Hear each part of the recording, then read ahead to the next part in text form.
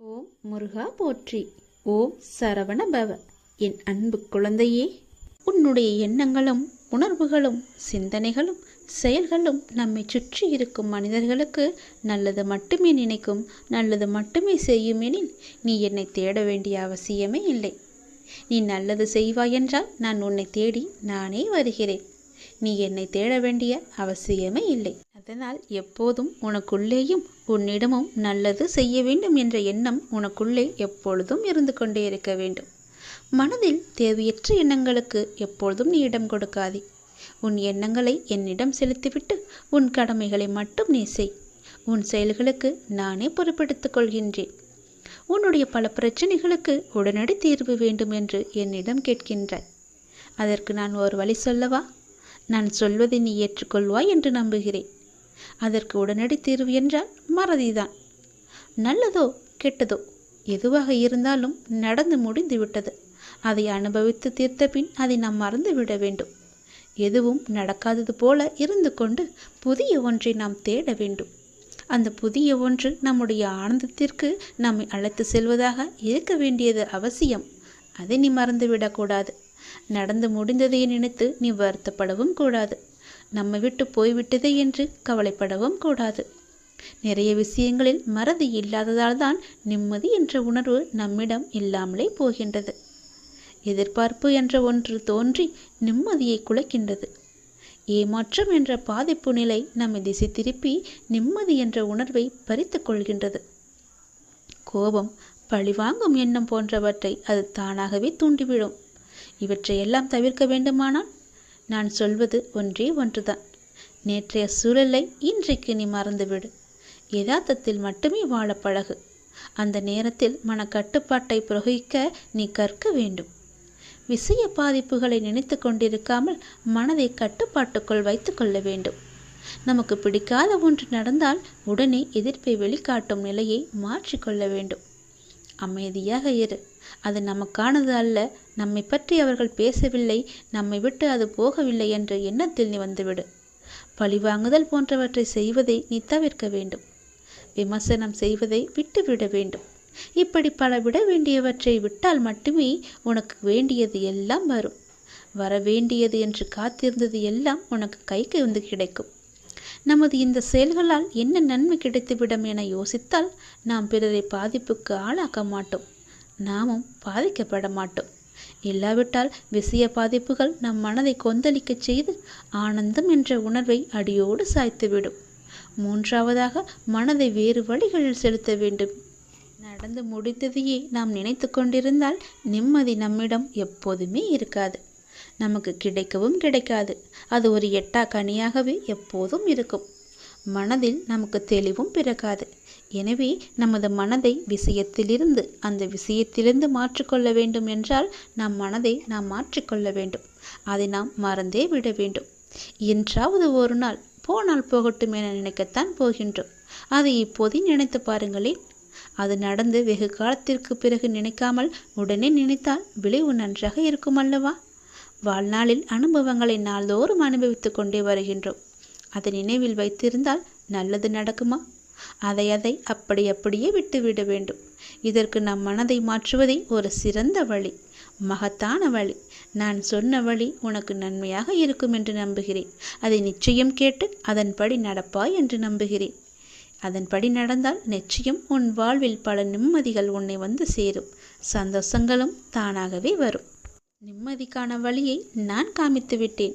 அந்த வழியில் போவதும் போவாமல் இருப்பதும் உன்னுடைய கையில் தான் இருக்கிறது. உன்னுடைய மனதில் தான் இருக்கிறது. எப்படி போக வேண்டுமோ போய்க்கொள். நான் சொல்வதை உன்னிடம் சொல்லிவிட்டேன். பிறகு உன் இஷ்டம்தான். எத்தனை நாட்களாக, எத்தனை வருடங்களாக உன்னுடைய வேலை முடியும் என்று காத்து கொண்டே இருந்தாய். அது முடியாமல் தவறிக்கொண்டே போயிருந்தது.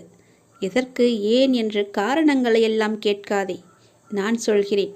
3 ஆண்டுகளாக நிலுவையில் இருந்த உன்னுடைய வேலை விரைவிலேயே நடைபெறப் போகிறது. பெரும் லாபம் உனக்கு கிடைக்கப் போகிறது. நீங்கள் எல்லாவற்றையுமே பெறப்போகிறீர்கள்.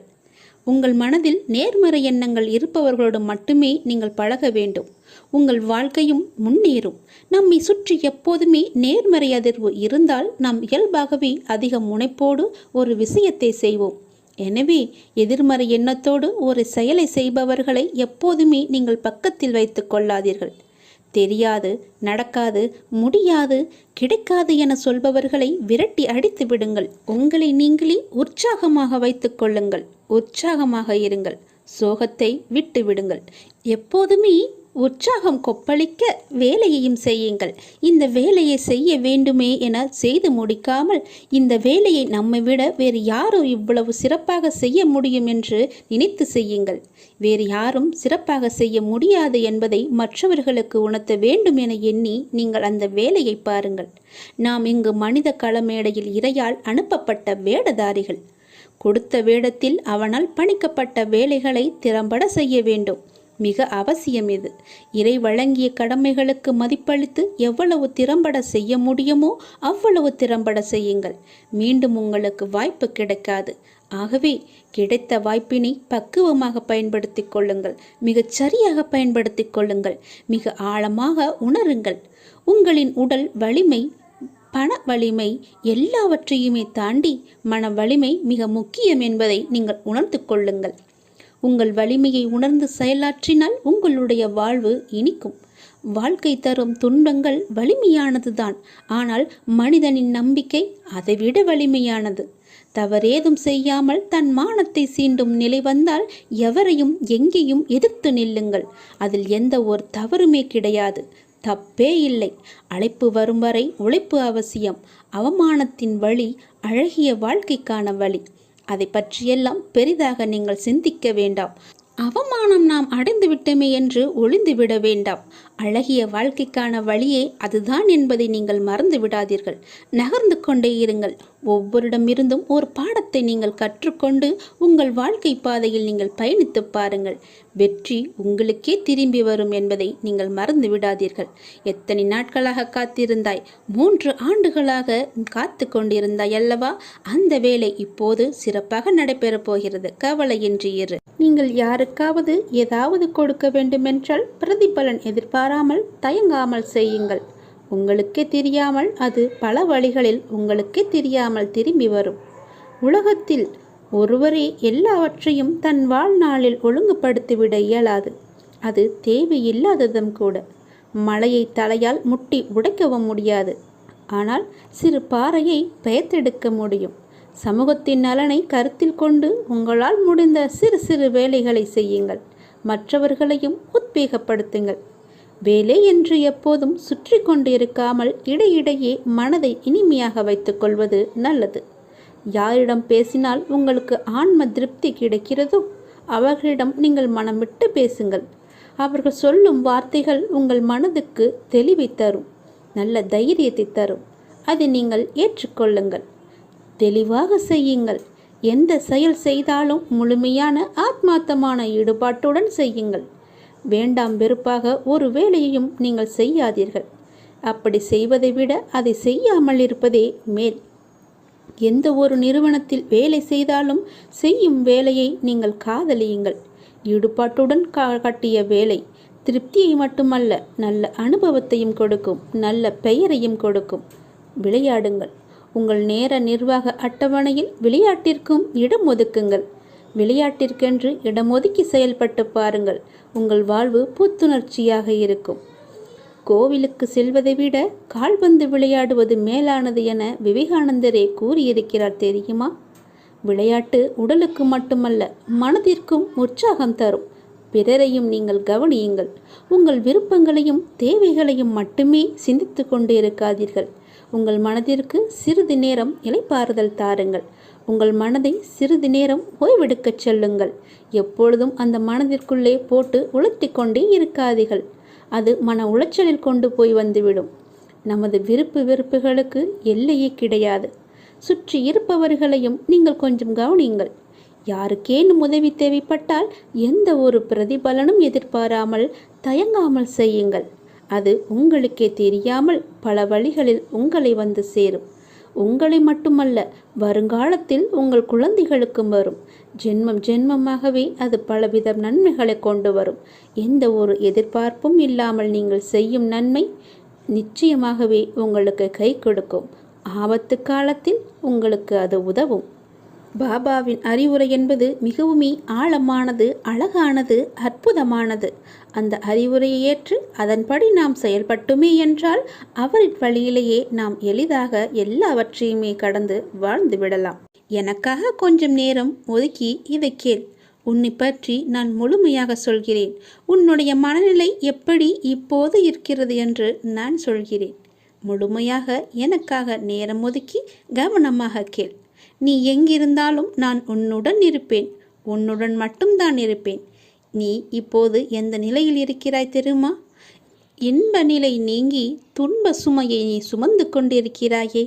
அனுபவிக்க இன்னும் என்ன இருக்கிறது என்ற அளவில் துன்பத்தின் எல்லை வரை சென்றுவிட்டு வெறுமையாய் நின்று என் சன்னதியில் எனது முகத்தை உற்று பார்த்து அழுது கொண்டிருக்கிறாய். உன்னை நான் கண்டு கொள்ளவில்லை என்று நினைத்தும் கொண்டிருக்கிறாய். உன்னை கரிசனத்தோடு நான் கவனித்து கொண்டுதான் இருக்கிறேன். ஒவ்வொரு முறையும் உன்னை தைரியப்படுத்தி கொண்டுதான் வருகிறேன் என்பதை நீ நினைவுபடுத்திக்கொள். நான் உனக்கு ஒன்றும் செய்யவில்லை என்று மட்டும் நினைத்து விடாதே. உனக்கே தெரியாமல் நான் பல விதத்தில் உனக்கு உதவி கொண்டிருக்கிறேன். இன்னும் நீ கடந்து போக வேண்டிய தூரம் கொஞ்சம் மட்டும்தான் இருக்கிறது. அதுவரை எல்லையற்ற பொறுமையோடு நீ காத்திரு. உனக்கு மிகவும் பொறுமை தேவை. தீவிர நம்பிக்கையோடு உனது சுமையின் கணம் தெரியாமல் இருப்பதற்காக எனது நாமத்தை நீ உச்சரித்தபடியே இருக்க வேண்டும். எனது சத்தத்தை உணர்வுள்ள நீ கவனித்து கொண்டு அதன்படி நடந்து கொள். அப்போது உனக்கு ஆறுதல் கிடைக்கும், மன நிம்மதி கிடைக்கும். நீ இப்போது கவலைப்பட்டு கொண்டிருக்கிறாயே, அந்த கவலை உனக்கே தெரியாமல் காணாமல் போய்விடும். இருந்த இடம் தெரியாமல் போய்விடும். நீ எதை பற்றியுமே மனதில் வைத்து கொண்டு சஞ்சலப்பட்டு கொண்டிருக்காதே. நான் உன் கூடவே இருக்கிறேன். எது வந்தாலும் நான் பார்த்து கொள்கிறேன். என்னுடைய அருள் நான் உனக்கு தருகிறேன். என் அருள் முழுவதையும் ஆசீர்வாதத்தையும் நான் உனக்கு தருகிறேன். நான் உனக்கு அருள் செய்ய காத்து கொண்டிருக்கிறேன். இப்படியெல்லாம் நான் செய்யும்போது நீ எதற்காக வீணாக கவலைப்பட்டு கொண்டு உன்னை நீயே வருத்தி கொண்டிருக்கிறாய்? வேண்டாம் தங்கமே. வீசும் காற்றுக்கு அளவுகோல் தெரியாது. பாய்ந்து சுழன்று வரும் அலையான நீருக்கு அளவு கிடையாது. சுடர் கொண்டு எரியும் நெருப்புக்கு அளவை எட்ட முடியாது. பரந்த ஆகாயத்திற்கு எல்லை என்ற அளவுகோல் இல்லை. நீளம் என்ற பரந்த பூமிக்கு ஆழங்களின் அளவுகோல் இல்லை. நீ போகும் தூரத்திற்கும் கடக்கும் பாதைக்கும் உன் அனுபவங்களுக்கும் அளவுகோல் உண்டா? இவற்றுக்கே இல்லை என்ற போது உன் வெற்றியை மட்டும் உனக்கு அளவுகோல் வைத்தால் நான் கொடுப்பேன். உனக்கான எல்லாமே தக்க சமயத்தில் கொடுத்து நான் உன்னை வாழ வைப்பேன். உன்னுடைய பாதைகள் எல்லாமே தெளிவாகும் காலம் வந்துவிட்டது. பணிகள் படர்ந்து இருள் சூழ்ந்த கஷ்டங்கள் எல்லாமே விலகி போகப் போகிறது. உன் மனம் நொந்து போன விஷயங்கள் எல்லாமே இப்போது உன் மனம் மகிழ்ச்சி அடையும் அளவிற்கு இனிமேல் ஒன்றின் பின் ஒன்றாக நிகழப்போகிறது. நிம்மதி என்ற மலர் உன் வீட்டில் பூக்கப் போகிறது. உன் மனதில் மலரப் போகிறது. இனிமேல் தென்றலாய் வசந்தமாய் நீ எப்போதும் வசந்த காற்றை சுவாசிக்கப் போகிறாய். நீ எதற்காகவுமே பயப்படாதே, கலங்காதே.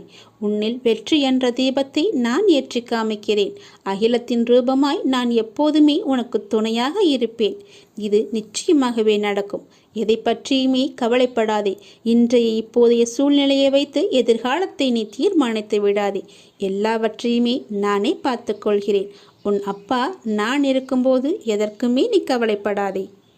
உன்னை தேடி யதார்த்தமாக ஒருவர் வருகிறார் என்றால் அவர் எதற்காக வருகிறார் தெரியுமா?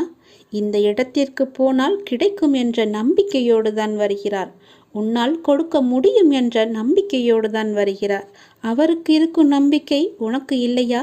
உன்னால் கொடுக்க முடியவில்லையா? எல்லாம் முடியும். நீ ஒரே ஒரு முறை கொடுத்துப்பார். உன்னால் இல்லை என்று சொல்ல முடியாத அளவுக்கு எல்லாமே உன்னை தேடி தானாக வரும். அகண்ட பிரார்த்தனையை நீங்கள் மேற்கொண்டு பாருங்கள். சக மனித உயிர்களின் துன்பத் துயரங்களை காணும்போது இறைவனிடம் அவர்கள் நலம் வாழ மன்றாடி பிரார்த்தனை செய்யுங்கள். இது உங்களின் துயரத்தை நீங்கள் இறையிடம் கூறாமலேயே போக்கக்கூடிய நல்வழியை அமைத்து தரும். நம்மிடம் உள்ளதை, நம்மால் முடிந்ததை செய்வது, மற்றவர்கள் நன்றாக இருக்க வேண்டும் என்ற எண்ணம் படைத்தவன் மட்டுமே புண்ணியத்தை செய்ய வேண்டும் என்று நினைப்பான். அப்படிப்பட்ட நல்ல மனம் ஒன்றே போதும் புண்ணியம் செய்வதற்கு. ஆம், புண்ணியம் செய்ய மனம் வேண்டுமே தவிர பணம் தேவையில்லை. உங்கள் மனம் நல்லதையே நினைக்கட்டும். அதுவும் மற்றவர்களுக்காக இருக்கட்டும். இதுதான் புண்ணியம். மற்றவர்களின் துக்கங்களை உங்களது என்று எண்ணி வருந்தி பாருங்கள். உங்களுக்கு கிடைக்காவிட்டாலும் பரவாயில்லை, மற்றவர்களுக்காவது கிடைக்கட்டும் என்று வேண்டிக் கொள்ளுங்கள். மனமுருக வேண்டிக் கொள்ளுங்கள். மனதார வேண்டிக் கொள்ளுங்கள். அனைத்து உயிர்களுக்கும் உங்களுக்கும் தொடர்பு உண்டு என்று எண்ணிக்கொள்ளுங்கள். உங்களால் அனைவருக்கும் அன்பான ஆதரவான எண்ணங்களை அளிக்க முடியும் என்று நினைத்து பாருங்கள். உங்கள் எண்ணங்கள் அனைத்தையும் நிறைவேற்றும் என்று நம்புங்கள். இறைவனை துணைக்கு அழையுங்கள். மற்றவர்களுக்காக உதவ இறைவனிடம் நீங்கள் வேண்டுங்கள். தன்னலமற்ற எண்ணத்தை இவ்வுலகில் பரவ விடுங்கள். அனைவரும் உங்களுக்கு அன்பானவர்களாக மாறிவிடுவார்கள். உங்கள் உள்ளம் மகிழ்ச்சியாகிவிடும். அனைவரும் நிம்மதியாக வாழ்வார்கள். அந்த மகா புண்ணியம் உங்களை மட்டுமே வந்து சேரும். இந்த புண்ணிய செயலுக்கு நீங்கள் செலவு செய்தது என்ன? பிரார்த்தனை மட்டுமே, வேறு ஒன்றுமே கிடையாதே. ஒரு பைசா கூட நீங்கள் செலவு செய்யவில்லை. எங்கும் அலையவும் இல்லை. யாரிடமும் கோபமும் கொள்ளவில்லை. பொய்யும் கூறவில்லை. யாரிடமும் எதற்காகவும் நீங்கள் கையேந்தவும் இல்லை. யாரும் உங்களை குறை கூறப் போவதும் இல்லை. எதையும் நீங்கள் இழக்கப் போவதும் இல்லை. எதையும் இழக்காமல் நீங்கள் புண்ணியத்தை மட்டுமே சம்பாதித்திருக்கிறீர்கள். சரி, இதை எப்படி நாம் செயல் வடிவத்திற்கு கொண்டு வருவது என்பதை பார்ப்போமா? இதை செயல் வடிவத்திற்கு கொண்டு வருவது மிக மிக எளிது. தினமும் ஏதேனும் ஒரு நேரத்தில் யாராவது ஒருவர் நன்றாக இருக்க வேண்டும் என்று எண்ணி பழகிக் கொள்ளுங்கள். இதற்காக நேரம் காலமெல்லாம் பார்க்க தேவையில்லை. எந்த நேரத்திலும் யாருக்காகவும் எண்ணிக்கொள்ளலாம். ஆரம்பத்தில் சொந்த பந்தங்களுக்காக வேண்டிக் கொள்ளுங்கள். நாளடைவில் கண்ணில் படும் அனைவருக்காகவும் வேண்டிக் கொள்வீர்கள். நாட்கள் செல்ல செல்ல நீங்கள் கேள்விப்பட்டவர்களுக்காகவும் அவர்கள் நல்ல முறையில் வாழவும் நீங்கள் எண்ணத் துவங்குவீர்கள். நீங்கள் வேண்டிக் கொள்ளும் நபர் பற்றி கவலைப்படாதீர்கள். அவர் எவ்வளவு மோசமானவராக இருந்தாலும் அவர் நல்ல முறையில் வாழ வேண்டும் என்று நீங்கள் வேண்டிக் கொள்ளுங்கள். ஒரு ஆம்புலன்ஸ் வண்டி சத்தம் கேட்கும் போதெல்லாம் அதில் பயணம் செய்பவர் நல்ல முறையில் குணமடைய இறைவனை வேண்டிக் கொள்ளுங்கள். யாரோ ஒருவர் விபத்தில் அடிபட்டு விட்டார் என்று கேள்விப்பட்டார், அவர் உடல் நலம் பெற எண்ணிக்கொள்ளுங்கள். மனிதர்கள் மட்டுமல்ல, அனைத்து உயிர்களிடமும் இந்த செயலை நீங்கள் செய்யுங்கள். தெருவோரம் ஒரு மரம் வெட்டப்பட்டிருந்தால் அதற்காகவும் நீங்கள் எண்ணிக்கொள்ளுங்கள். அந்த மரத்தை வெட்டியவர் மேலும் சில மரங்களை நடட்டும் என்று வேண்டிக் கொள்ளுங்கள். வெட்டப்பட்ட மரம் மற்றவர்களின் வாழ்வாதாரத்திற்கு உதவட்டும் என்று எண்ணிக்கொள்ளுங்கள். உலகத்தில் உள்ள அனைவரும் நன்றாக இருக்கட்டும் என்று ஒற்றை வரியிலே முடித்து கொள்ளாதீர்கள். ஒவ்வொருவரையும் நினைவில் வைத்து தனிப்பட்ட முறையில் அவர்களுக்காக நீங்கள் நன்மைக்காக வேண்டிக் கொள்ளுங்கள். இதுபோல் அகண்ட பிரார்த்தனையை மேற்கொள்ளுங்கள். மிக பெரிய புண்ணியம் உங்களை வந்து சேரும். இப்படியெல்லாம் செய்ய முடியுமா கேட்டால் நிச்சயமாகவே செய்ய முடியும். இந்த எண்ணங்களுக்காக நீங்கள் பணமாக செலவு செய்ய வேண்டியது எதுவுமே கிடையாது. ஆனால் இதன் மூலம் கிடைப்பதோ மிக பெரிய புண்ணியம். எனவே புண்ணியம் செய்ய எதுவும் பணம் ஏதும் தேவையில்லை. நல்ல எண்ணங்களுடன் கூடிய நல்ல செயல்கள் மட்டும் இருந்தால் போதும். நல்ல மனம் இருந்தால் போதும். எல்லாமே உங்களை தேடி தானாகவே வரும். அந்த இறைவனே உனக்குள்ளே குடியேறி விடுவார். பிறகு என்ன? நீதான் கடவுள். எல்லாம் நல்லதே நடக்கும்.